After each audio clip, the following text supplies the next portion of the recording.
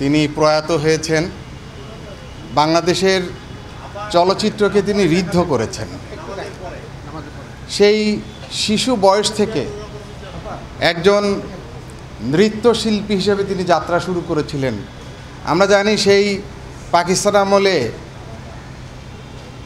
আজম খান যখন গভর্নর, তিনি তখন শ্রেষ্ঠ শিশু শিল্পী হিসেবে, নৃত্যশিল্পী হিসেবে তিনি পুরস্কার পেয়েছিলেন। অঞ্জনা বাংলাদেশের চলচ্চিত্রে একটি নতুন ধারা সৃষ্টি করেন। সে ধারা হচ্ছে নৃত্য এবং অভিনয়ের সংমিশ্রণে একটি চমৎকার ধারা।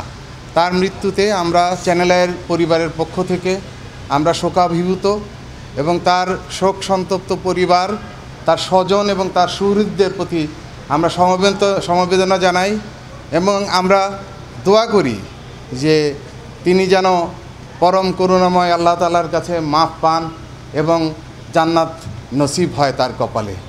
সেই প্রত্যাশা ব্যক্ত করছি। আমরা সবাই দোয়া করব, তার জন্য দোয়া করব, আমাদের প্রয়াত আত্মীয় স্বজন সবার জন্য দোয়া করব, আমাদের নিজেদের জন্য দোয়া করব। আমরা এখন তার জানাজার নামাজে শরীক হই। আপনাদের যদি কারো কোনো পাওনা থাকে বা সে বিষয়ে আপনারা তার পরিবারের সাথে যোগাযোগ করতে পারেন বা আমাদের চ্যানেল আইয়ের সাথে যদি যোগাযোগ করেন, আমরা তাদের সাথে আপনাদেরকে যোগাযোগ করিয়ে দেব। আপনাদের সবাইকে ধন্যবাদ।